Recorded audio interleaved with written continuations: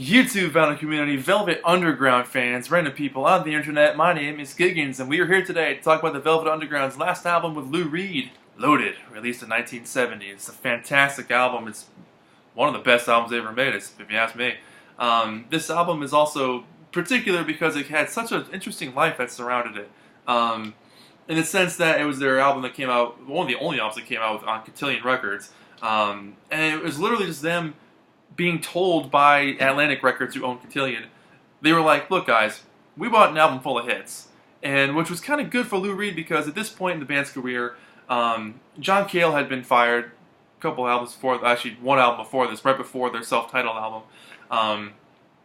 At that time, John was really into doing like really weird experimental stuff, and Lou Reed was trying to do stuff that was a little bit more structured, because he wanted the band to kind of be successful and kind of branch out a little bit and have a wider audience. Of course, he wanted to do the weird, wacky stuff too, but he was a little bit more on the edge of like, I want to do some more conventional sounding rock and roll music, and then they fired John Cale, and then did a self-titled album with Doug Yule. He came in, and that album was a complete departure after what had happened with White Light, White Heat. Before that album was just like a straight up rock and roll.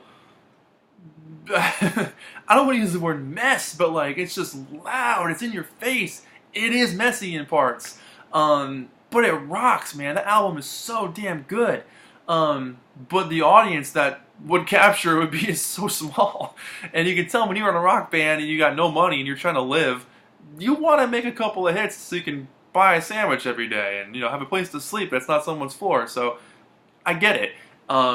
And so eventually, when they signed with Atlantic for just, I guess, a couple albums, or maybe just this one, the management was like, "Look, guys, this has to be loaded with hits." And that was their mentality when they went to this album. Was, all right, we gotta write hits, make sure every song on this thing could be a single, could be a hit. Let's just give it all we got. Let's see what happens.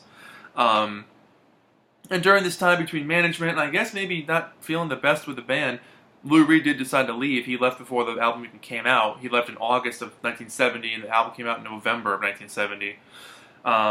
He was upset for a number of reasons. So, like, he wrote all these songs on this album to help the band get popular, and then he left.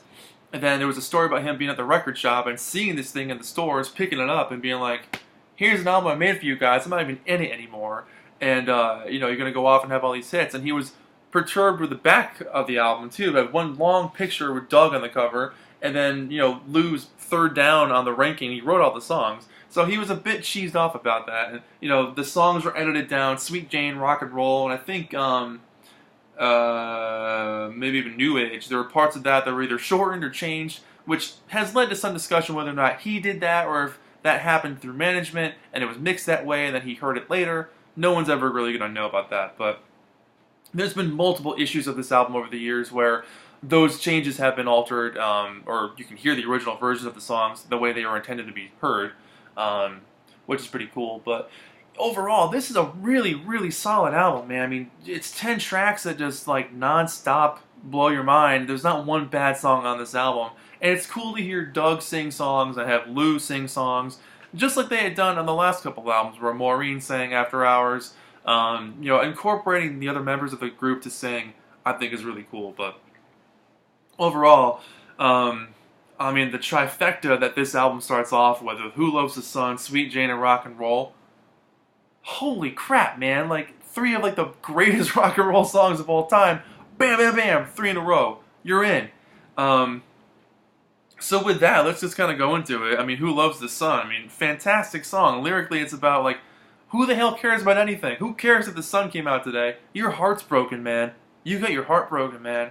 That's it. That's all that matters. Who cares if the moon's in the sky? Who cares if grass can grow? Who cares about any of that stuff? Who loves the sun? It's fantastic. It's kind of humorous in a way, really, but it's also very depressive, really, because it's like, I don't care about anything right now because my heart got broken. There's some really nice guitar work in this track and some amazing vocal harmonies. One of the best songs they ever made for vocal harmonies. And the acoustic guitars on this album in particular, the way they blend with the crunchy rock guitars, what an amazing mix. I mean, that band knew how to blend acoustic and electric really, really well and make it sound fresh and exciting. And that's, to this day, this album still sounds fresh and exciting. There's nothing about it that sounds dated or like it comes from a certain period. It just kind of exists, which I think is really cool. But But yeah, this track in particular, it's 2 minutes and 50 seconds of bliss, and most of this album follows that like 2 minutes 50, maybe 3 minutes mark. Whereas on White Light, White Heat, there's a song that's like 12 bloody minutes on there of just them messing around. Um, so the version of the Velvet Underground that existed just 18 months prior does not exist on this album for the most part. There are elements that harken back those days, but for the most part, it's a whole different group mentality, really. They're really trying to make some hits here. But yeah, Who Loves the Sun, man? Great song. Sweet Jane, another absolute classic. That dreamy intro, all those different guitars playing against each other before it just like slides into this rock groove of that like chunky rhythm, the acoustic guitar, the electric, and then Lou doing his thing vocally. I mean, how can you deny that voice? His voice is so damn cool, and it's just so confident. It's so full of rock and roll. That classic rock progression, that storytelling vibe that Lou gives off. I mean, you're in for the long haul, man. Who can deny that chorus of Sweet Jane? I mean, it's awesome. It's such an awesome song. Love it. Rock and roll, you continue the vibe, man. Rock and roll saved your soul. You put on the radio, you get tired of the classical stuff, you're not feeling too good, turn to the rock and roll stations, blam, your life's been saved, man. You know, again, the acoustic guitars are so cool, and the really messy solo, which apparently Doug Yule plays, which I didn't know that for years. That's a recent discovery for me. It sounds like a Lou Reed kind of guitar playing. So yeah, really, really good song, just about how, you know, it was alright, it was alright. Rock and roll, man. It's gonna save your soul. Turn it up. Turn it on. Turn it loose. Yeah. Perfect track. Perfect track.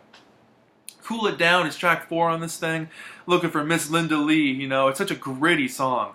But it's also kind of laid back. That's one thing that Velvet Underground can execute perfectly, is that they could be so tight, but have a looseness to it that makes it sound like they're a bit messy. But if you listen closely, they are super on point with each other.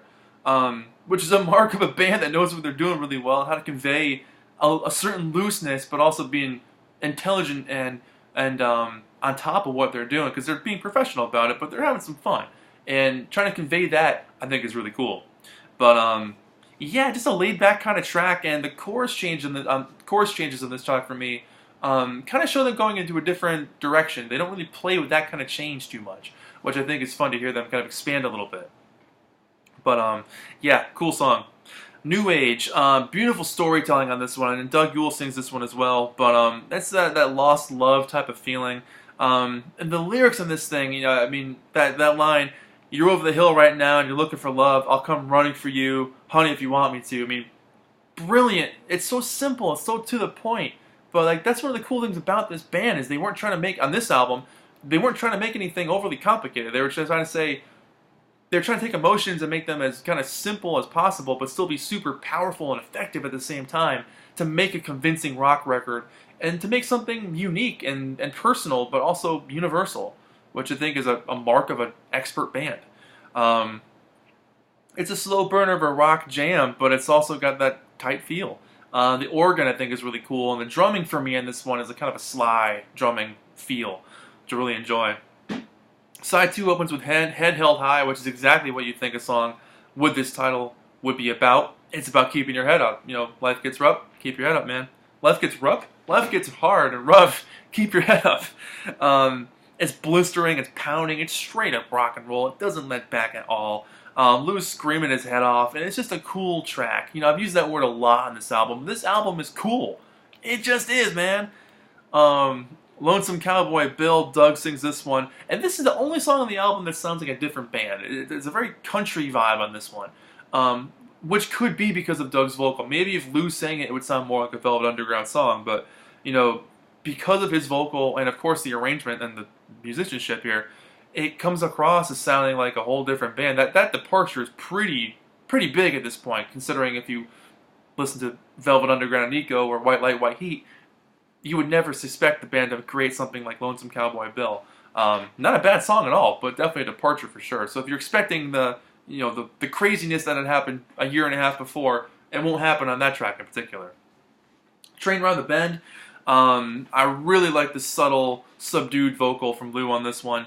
Kind of a sweet and tender track that really harkens that 50s retro nostalgia revival that was happening at that time. You know, like Jay and the Americans had a couple of big hits again at that point. You know, the Beatles were doing some of the 50s-ish stuff.